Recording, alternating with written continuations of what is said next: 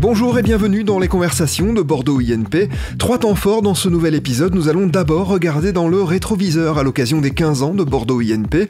Nous nous intéresserons en longueur aux relations entre les entreprises et Bordeaux INP. Et enfin, nous évoquerons une découverte scientifique majeure d'une équipe composée notamment d'enseignants-chercheurs de Bordeaux INP. Une émanation naturelle d'hydrogène quasi pure, découverte dans une mine souterraine en Albanie. Voilà le programme. Bonne écoute à toutes et à tous.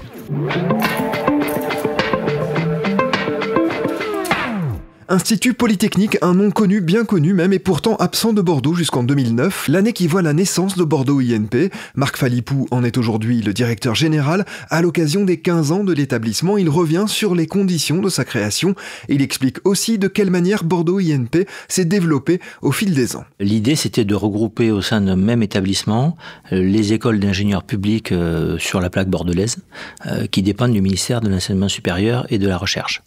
Voilà, donc on l'a créé à partir d'écoles qui existaient bien sûr précédemment. Donc certaines écoles étaient très anciennes. Donc 2 écoles avaient plus de 100 ans, l'ANSMAC et l'ANSERB.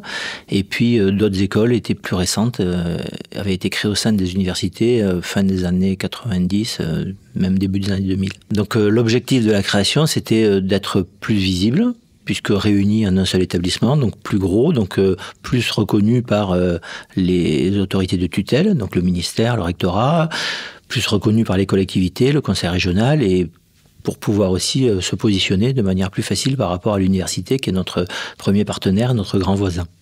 Donc on a 3 missions. On a la formation d'ingénieur, on a la recherche, et puis ce qu'on appelle le transfert ou l'innovation, c'est-à-dire le fait d'amener auprès des entreprises les avancées issues de la recherche. Voilà. Et donc, Bordeaux INP a avancé durant ces 15 ans, à la fois sur l'axe recherche et à la fois sur l'axe formation.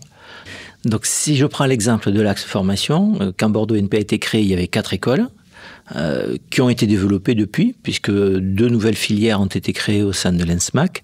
Une nouvelle filière a été créée au sein de l'ENSERB Matmeca. Le NSC a vu ses flux plus que doubler, donc on a développé les écoles existantes. Et on a aussi créé 2 écoles.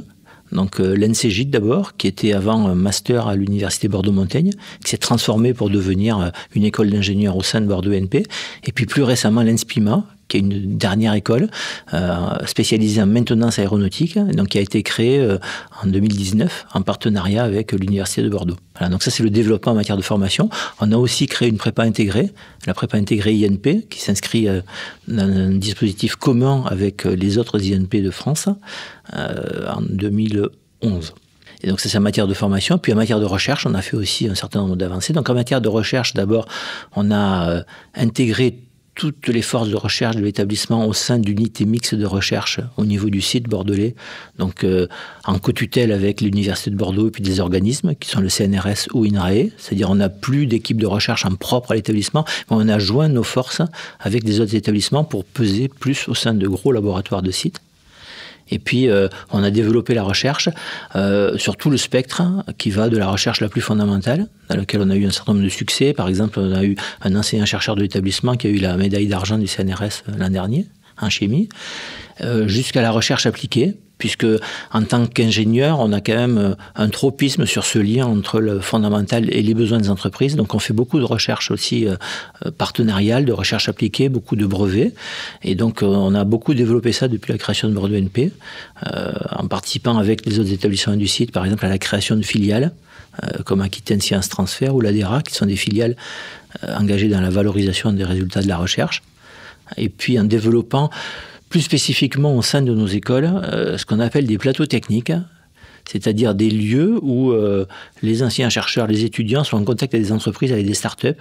On héberge dans chacune de nos écoles des startups.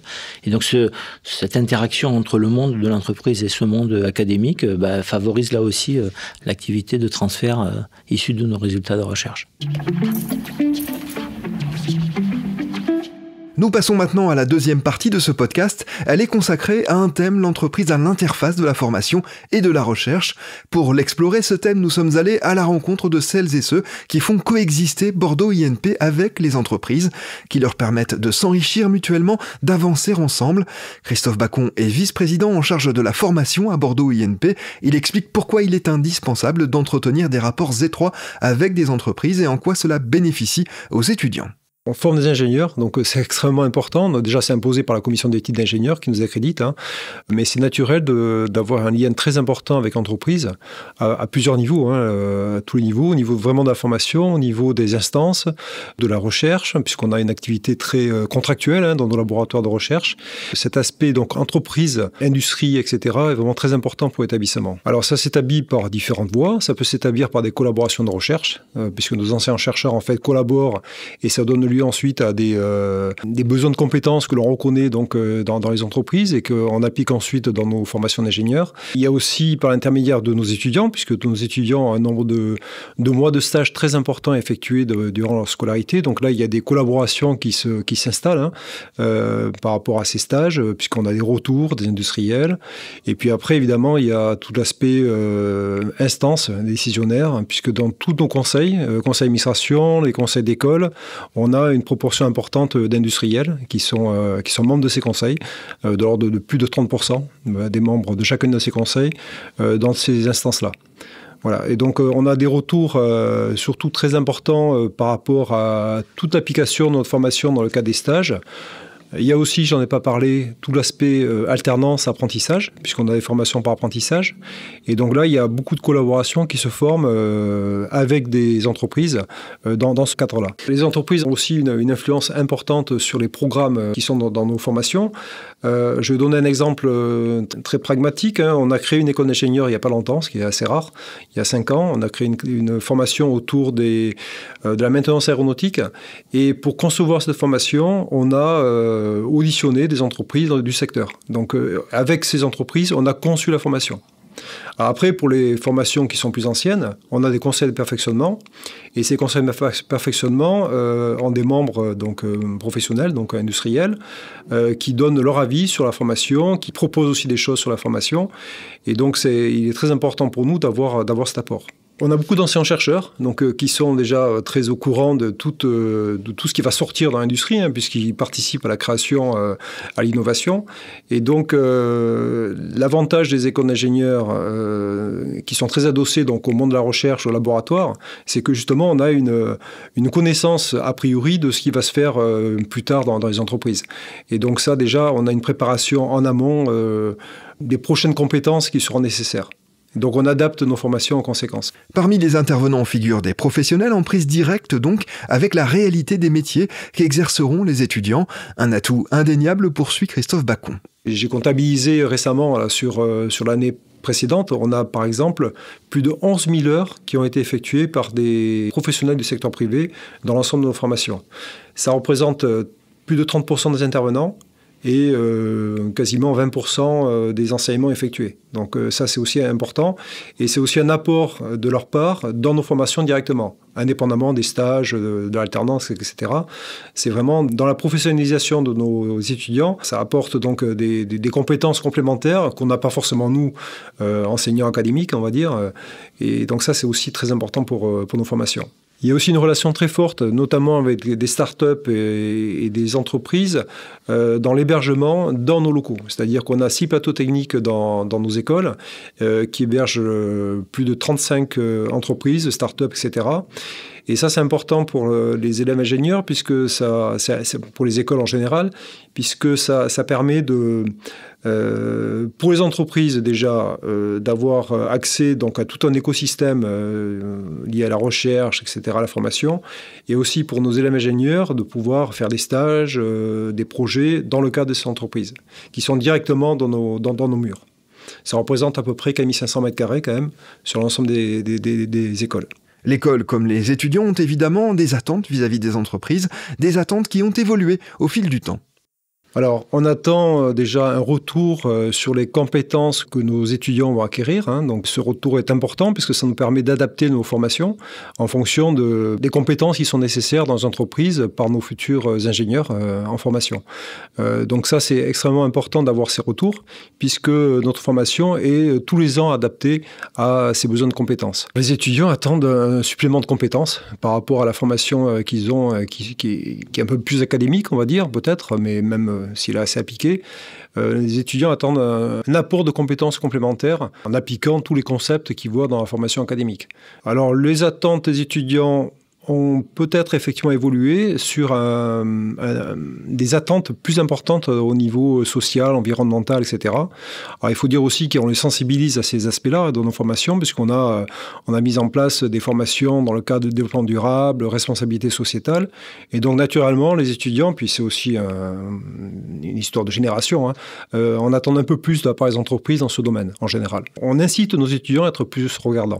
Voilà. Nous, après, on accepte des stages, etc., sur le contenu des stages, pas forcément sur cet aspect-là, mais on sait que nos étudiants sont plus regardants, puisqu'ils ont un choix des possibilités de stages qui sont offertes, ils peuvent choisir, et souvent ils choisissent en conséquence.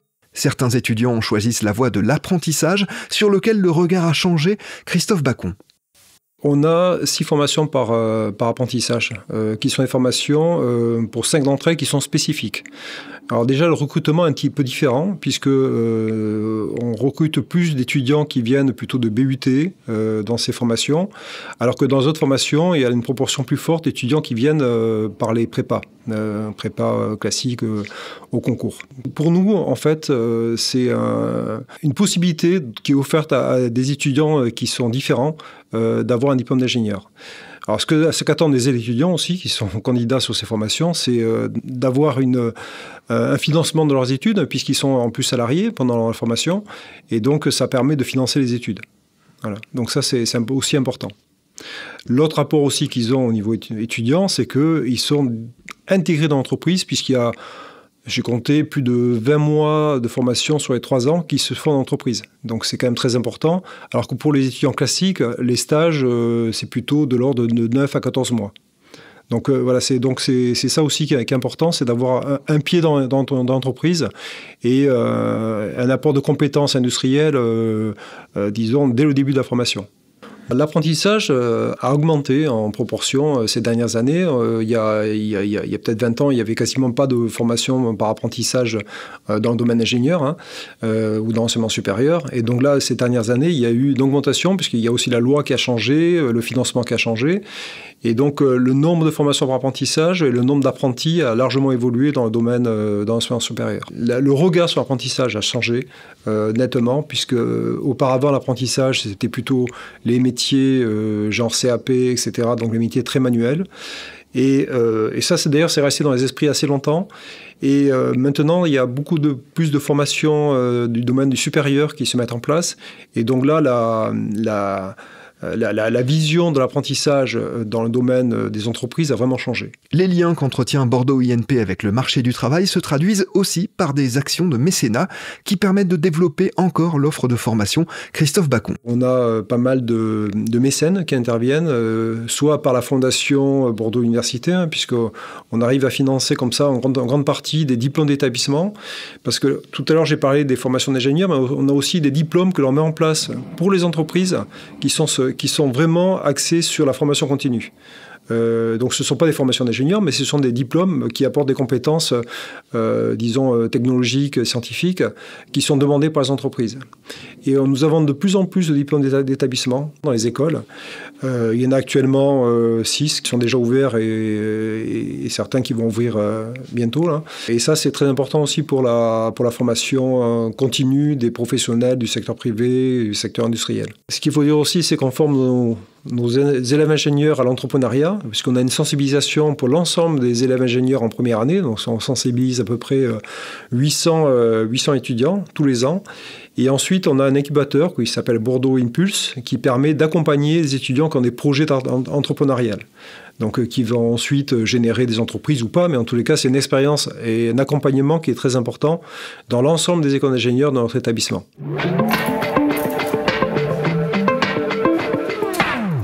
Alicia Campos est une ancienne élève de l'École nationale supérieure de cognitique qu'elle a quittée en 2012 avant de travailler près de 10 ans dans la gestion de projets informatiques et puis d'intégrer une start-up hébergée notamment à Bordeaux INP.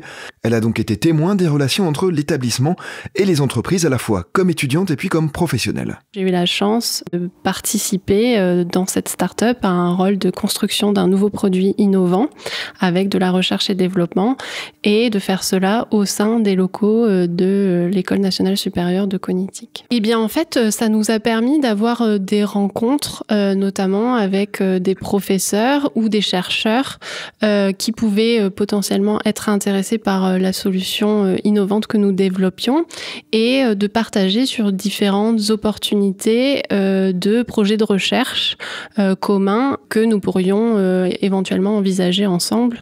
Alors, l'avantage aussi, c'est que nous étions au sein même des locaux, donc de temps en temps, nous croisions certains élèves en formation au sein de l'école et nous pouvions avoir des échanges avec eux, ce qui nous a permis notamment de prendre un élève de l'école en stage. Donc ça crée une certaine proximité entre les entreprises et les élèves qui permet vraiment de faciliter les échanges et pour les élèves aussi de savoir un petit peu ce qui se fait en termes d'entreprise et d'avoir des relations plus de proximité avec elles. J'ai eu la chance, moi, en tant qu'élève de l'école, d'avoir des intervenants d'entreprises qui venaient donner des cours ou réaliser des travaux pratiques avec nous. Et c'est vrai que leur retour d'expérience était extrêmement précieux parce que ça nous permettait d'avoir des exemples concrets d'applications que nous pourrions faire de notre formation au sein d'entreprises. Et j'ai eu la chance, notamment moi également en tant que professionnelle, de revenir au sein de l'école dispenser des cours et encadrer des projets avec des étudiants et donc de leur faire bénéficier à mon tour de mon expérience acquise et de faire des témoignages aussi des différentes possibilités qu'ils pouvaient avoir à la sortie de l'école. Donc de créer aussi pour eux des éléments attractifs par le futur parce qu'ils ont connu des expériences de projet de ce qu'ils pouvaient mettre en application avec la formation théorique qu'ils apprennent aussi à l'école. Être en prise directe avec les entreprises permet à Bordeaux INP d'adapter sa pédagogie à l'évolution des métiers. Alicia Campos. Dans le monde de la technologie, dont je fais partie en l'occurrence, les choses évoluent très vite. On l'entend beaucoup parler aujourd'hui avec l'intelligence artificielle.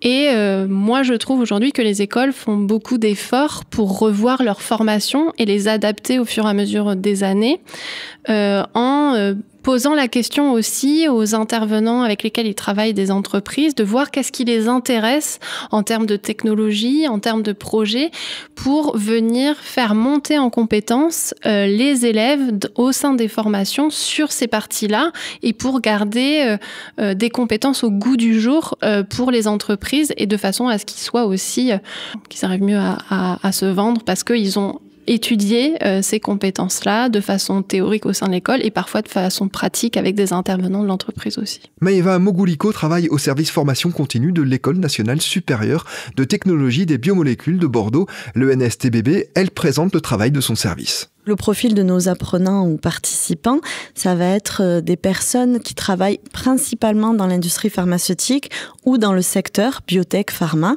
On peut aussi avoir des équipementiers, des consultants. Donc c'est plutôt des personnes qui sont déjà en poste, qui ont une certaine expérience et qui veulent soit approfondir un domaine, soit se reconvertir, soit garder le même métier mais passer de l'industrie, on va dire, pharma classique, plutôt orientée chimie, vers l'industrie pharma-biotech. Donc les formations qui leur sont proposées ici, on va avoir tout un panel de formations. On peut avoir des formations théoriques et pratiques, donc avec des mises en pratique en laboratoire. On va souvent avoir des formations en fait qui vont être customisées pour les entreprises. Donc les entreprises nous donnent un cahier des charges avec des demandes très précises en objectifs pédagogiques. Voilà. Quel est le background des participants, des apprenants, quels sont les objectifs pédagogiques, les compétences qu'ils veulent atteindre. Et ensuite, on va, par la théorie ou par la pratique, leur donner ces compétences. On va avoir des formations plus ou moins longues, d'1 jour jusqu'à 20 jours à raison de 2 jours par mois. Voilà. Et ça, on le design en fonction vraiment des besoins des apprenants. Donc depuis que le service de formation pour les entreprises de l'ENSTBB existe, on a formé 3800 personnes. Après, il faut savoir qu'une formation, encore une fois, ça peut être 1 jour par an, comme ça peut être 20 jours par an, où on a eu aussi des gens qui sont venus passer le diplôme d'ingénieur en VAE et qui ont passé 6 mois avec nous. Ce que les entreprises viennent chercher à l'ENSTBB, alors c'est déjà une formation qui est reconnue dans le secteur des biotechnologies par les industriels, que ce soit pour la formation initiale des élèves ingénieurs ou pour la formation des salariés dans les entreprises. Et ensuite, je pense que la force de la formation continue de l'ENSTBB, c'est une personnalisation des formations. Donc bien sûr, on a des formations en catalogue, mais surtout, la plupart du temps, ce qu'on fait, c'est vraiment customiser les formations par rapport aux besoins des apprenants. Donc on part vraiment de leurs besoins, des compétences qu'ils visent, et on construit à la carte une formation sur mesure pour eux. Pour proposer un contenu personnalisé aux entreprises, ça demande de la flexibilité et beaucoup de temps de préparation et d'ingénierie pédagogique pour les formations. Donc pour cela, dans le service de formation continue de l'ENSTBB, on a 4 ingénieurs dédiés à plein temps à la création des contenus pédagogiques, des modalités, des outils. Et puis, on s'entoure aussi, bien évidemment, de l'équipe enseignante, des enseignants-chercheurs de l'école pour les sujets un petit peu plus experts, les sujets plus scientifiques. Et donc, grâce à toute cette équipe-là, toutes ces méthodes pédagogiques-là, on peut designer à façon à la carte des formations sur mesure pour les industriels. Baladine Tritsch a un profil tout à fait particulier. La jeune femme est à la fois cycliste de haut niveau et ingénieure pédagogique à l'ENSTBB. Elle en a d'ailleurs été diplômée en 2019. Ses missions sont associées à la chaire Sanofi. Elle les détaille. Alors, mon travail est un petit peu particulier puisque mes missions s'inscrivent dans le cadre de la chaire qui a été établie entre l'ENSTBB et Sanofi. Donc ces missions reposent sur la promotion de la biotechnologie et surtout notre formation biotech en France. Et dans ce cadre-là, nous organisons différents événements. Donc ça peut être des congrès scientifiques, comme le NETIB qui aura lieu en octobre 2025, qui sera d'ailleurs support des 30 ans de l'école. Donc ce sera un très bel événement à suivre. Mais également des concours interétudiants, donc afin de fédérer toutes les écoles biotech de France autour d'un défi scientifique. On travaille également sur tout ce qui est de l'ordre de l'innovation pédagogique, donc à travers un gros projet en ce moment de Serious Game qui sera à destination des élèves de l'ENSTBB de 2e année plutôt, afin de leur faire découvrir les différents métiers de l'industrie pharmaceutique qui sont très divers et pas toujours très bien connus de nos étudiants. On travaille également avec différents acteurs majeurs de l'industrie de la pharma, comme France Biolide, le LEM, avec lesquels nous avons un projet de cartographier les différentes formations biotech, donc de Bac+2 à Bac+5, afin de recenser finalement les compétences qui sont enseignées dans ces formations-là et faire le lien avec les industriels, voir si les besoins des industriels correspondent finalement aux formations qui sont dispensées pour tous ces étudiants. Pour l'ENSTBB et pour ses étudiants, les relations avec les entreprises et les industriels en particulier sont également indispensables. Baladine Tritsch. Effectivement, ce lien entre Sanofi et l'école est majeur et très important car il nous permet d'être toujours en accord finalement avec les besoins des industriels et d'adapter aussi de notre côté nos formations pour que les étudiants qui sortent de l'école soient les plus à même et les plus compétents pour travailler dans l'industrie pharmaceutique. Et inversement, on aime être à l'écoute de cette industrie qui est en perpétuelle évolution. Dernière partie de ce podcast, nous nous dirigeons à présent vers l'École nationale supérieure en environnement, géoressources et ingénierie du développement durable. Nous y retrouvons Adrien Sérépi, son directeur, qui évoque une découverte récente et majeure, une émanation naturelle d'hydrogène quasi pur dans une mine souterraine en Albanie. Adrien Sérépi. En fait, c'est le résultat d'une série de missions qu'on a effectuées dans ce pays-là, avec un certain nombre d'indices qu'on avait du point de vue géologique.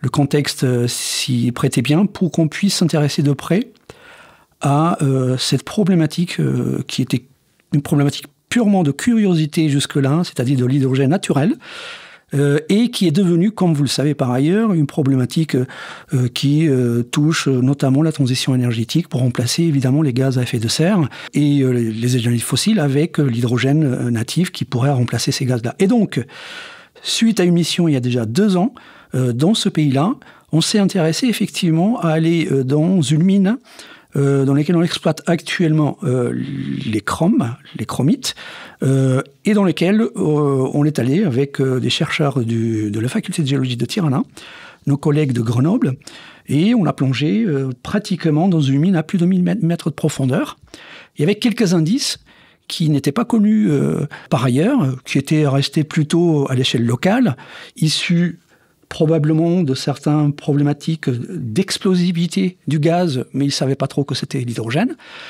Nous avons pu constater par les premières analyses qu'on avait en fait dans cette mine un hydrogène quasi pur, 84%, en volume, accompagné par d'autres gaz qui étaient minimes, comme le méthane, et d'autres gaz rares. Et avec un flux très très important, les premiers calculs ont permis, en évaluant par des modèles, d'arriver à plus de 200 tonnes d'hydrogène par an, ce qui est la première découverte d'une quantité d'hydrogène dans le monde. Et donc, ça nous a permis d'aller un peu plus loin dans cette analyse-là. Mais l'idée, c'est de comprendre déjà quelle est l'origine. C'est la première chose. D'où vient l'hydrogène ? Ça nous permettra en fait d'avoir une espèce de proxy pour qu'on puisse évidemment le mettre en perspective sur d'autres zones, dont les Balkans et d'autres zones dans le monde, pour qu'on puisse en fait aller faire des recherches en se basant justement sur la nature, l'origine de cet hydrogène-là dans le même contexte géologique. Voilà. Et d'autres perspectives, c'est d'évaluer concrètement quelles sont les quantités et le réservoir qui contient cet hydrogène-là. Là aussi, on est très loin de comprendre les volumes et de savoir les quantités qui sont drainées par ce réservoir. Il faut savoir que la roche, à l'origine de l'hydrogène, ce sont des roches alors dites dans le domaine géologique ophiolitiques. Alors le terme fait peut-être peur pour les gens qui ne connaissent pas, mais c'est très répandu dans certains pays et dans certaines zones géologiques. Et deuxième chose, par un processus là aussi très connu, qui est à l'origine de l'hydrogène dans ces roches-là, qu'on appelle la serpentinisation. C'est des roches verdâtres en général, et qui sont toujours liées à ce phénomène de production d'hydrogène. Donc l'idée, c'est de comprendre l'origine et d'évaluer sur place où il se cache et quels sont les volumes de réservoirs qui contiennent cet hydrogène-là. Alors déjà, on le sait que le contexte qu'on a trouvé, nous, en Albanie, eh bien, il ressemble beaucoup à des contextes géologiques dans d'autres pays en Europe. Turquie, Grèce, Albanie, Kosovo, Monténégro. On va plus loin, plus au nord, vers Bosnie-Herzégovine, dans les Alpes également, en Italie. Donc tous ces pays-là suivent pratiquement une ceinture qu'on appelle géologique, dans le même contexte, formée dans le même contexte, et qui promettent probablement d'aller chercher et de prospecter l'hydrogène en profondeur, à plus de 1000 mètres de profondeur, probablement, en regardant un petit peu le gradient thermique. Et on va plus loin, on peut aller dans ces contextes-là, aller jusqu'aux Pyrénées. C'est ce qui est un petit peu l'avenir de ces recherches-là, de voir en France, dans notre pays, de voir s'il y a des contextes semblables, avec des ophiolites, notamment aux Pyrénées, et d'aller chercher l'hydrogène dans ces contextes-là. Alors l'hydrogène, c'est une énergie fossile, mais propre. C'est ça la différence avec, on va dire, le pétrole, le gaz, du domaine d'hydrocarbures, etc., c'est-à-dire qu'il ne produit pas, évidemment, des gaz à effet de serre, tout simplement. Par contre, ça ne sera pas le gaz miracle.